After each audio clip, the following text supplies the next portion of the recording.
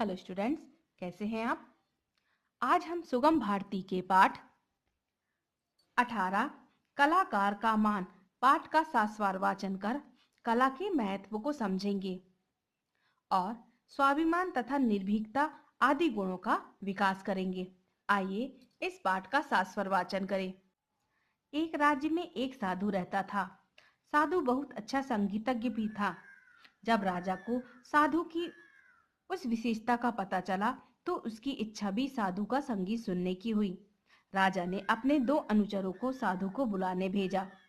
साधु के पास पहुंचकर उन लोगों ने राजा का संदेश सुनाया और फिर कहा, आपका सौभाग्य है महात्मा जी, जो आपका संगीत सुनने की राजा ने इच्छा प्रकट की है।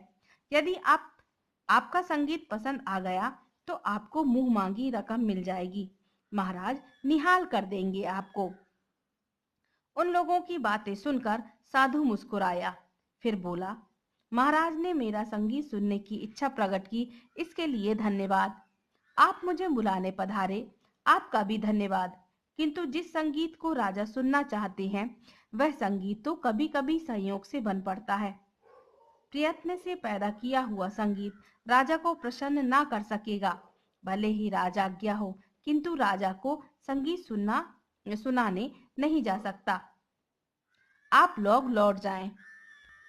राजा के अनुचर लौट गए। इतने अच्छे अवसर को हाथ से गवा दिया साधु ने। वे सभी बार बार इसी बात को दोहरा रहे थे। जब उन्होंने साधु का निर्णय राजा को बताया तो राजा क्रोध से विफर उठा। उसकी यह मजाल, मैं कल ही 2 सैनिक भेजूंगा जो उसकी मुस्के बांध कर ले आएंगे। मंत्री विद्वान था।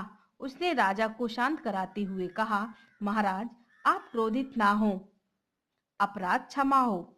आपकी दक्षिणा की ही चाह होती तो वह आपके दरबार में भागा हुआ न चला आता। सत्य बात तो यह है, खैर रहने दीजिए। राजा का क्रोध शांत हो चुका था, अतः उसने नम्र वाणी से मंत्री जी से कहा, नहीं नहीं मंत्री जी, आप पूरी बात कहिए।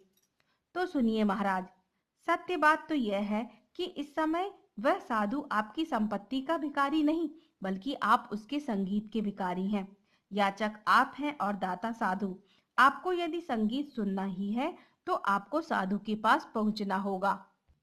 मंत्री जी ने ज्यों ही अपना कथन समाप्त किया त्यों ही दरबार का संगीतज्ञ आ पहुंचा। राजा ने अपने संगीतज्ञ को भी साधु वाली बात बताई। उस संगीतज्ञ ने कहा, महाराज वह साधु तो सचमुच स्वर्ग का गंधर्व है। शायद किसी देव श्राप से श्रापित होकर इस पृथ्वी पर आ पहुंचा है। आहा, क्या जादू है उसकी अंगुलियों में। ज्यों ही वीणा के तारों पर अपनी अंगुलियां फिराता है कि वीणा अमृत बरसाने लगती है। उसने सत्य ही कहा है महाराज कि सच्चा संगीत पैदा किया नहीं जाता, वह संयोग से स्वयं जीवंत हो उठता है। कलाकार यदि आप भी उसकी कला के प्रशंसक हो तब तो वह वास्तव में ही बहुत विद्वान होगा। यह बात सुनकर तो आपने हमें विवश कर दिया कि उसके पास चलकर ही उसके संगीत का आनंद लिया जाए। कुछ क्षण रुकने के बाद राजा ने मंत्री को आज्ञा दी, मंत्री जी, मैं अपने संगीतज्ञ के साथ ही उस साधु का संगीत सुनने जाना चाहता हूँ। हमारे लिए 2 घोड़े मंगवाए जाएं। मंत्री कुछ उत्तर देता उसके पूर्व ही संगीतकार बोल उठा, ऐसा गजब मत करना महाराज। यदि आपको सच्चा संगीत सुनना है तो आपको यह भुला देना होगा कि आप राजा हैं। आपको विनम्र श्रोता बनकर ही संगीतज्ञ के पास चलना होगा। तो क्या पैदल ही? राजा ने प्रश्न किया। न केवल पैदल ही, बल्कि इस राजश्री वस्त्रों को उतार कर भी। यदि आपने राजा बनकर संगीत सुना तो वह संगीत विशेष संगीत न बन पाएगा। वह संगीत तो फिर वही संगीत रह जाएगा जो हम नित्य आपको सुनाते हैं। कलाकार की शर्त बड़ी अजीब थी, किंतु राजा को तो संगीत सुनने के लिए बेचैन था। उसने तुरंत अपनी राजसी पोशाक उतारकर मामूली कपड़े पहन लिए और वह संगीतज्ञ के साथ चल पड़ा। साधु का संगीत सुनने के लिए साधु की झोपड़ी पर पहुंचते पहुंचते उन्हें रात हो गई। पूर्णमासी की रात थी। कार्तिक का महीना था। शीतल चंद्रमा ने अपनी ज्योत्सना से उनकी दिन भर की थकान हर ली। राजा अपने साथ आए संगीतकार से बोला, कलाकार, यदि इतने परिश्रम के बाद भी हम साधु का सच्चा संगीत न सुन पाए तो बहुत दुख होगा। ऐसी कोई युक्ति सोचिए जिससे हम साधु का हार्दिक संगीत सुन सके। महाराज, मैंने ऐसी युक्ति सोच ली है। सफल होने की पूरी पूरी आशा भी है। आप निराश ना हो।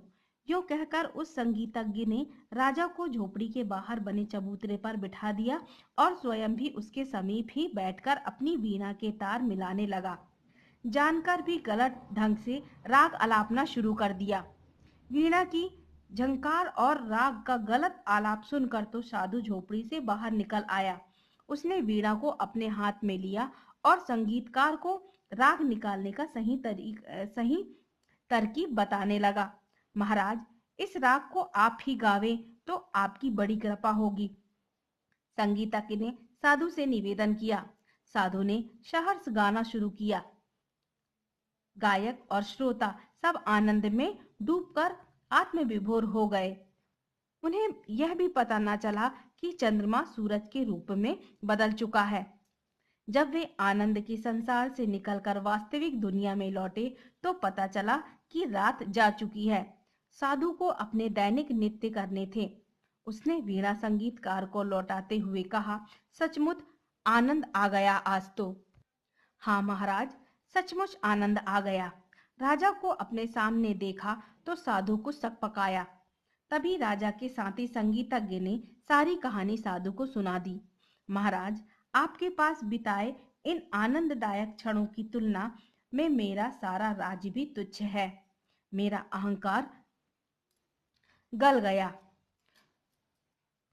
यूं कहते ही राजा की आंखें भर आई और अनमोल मोती साधु के पैरों पर लुढ़क पड़े। और इस प्रकार राजा ने कलाकार का मान किया। स्टूडेंट्स, आज का आपका होमवर्क है, इस पाठ का पुनः सास्वर वाचन करें। आज के लिए इतना ही। Okay students.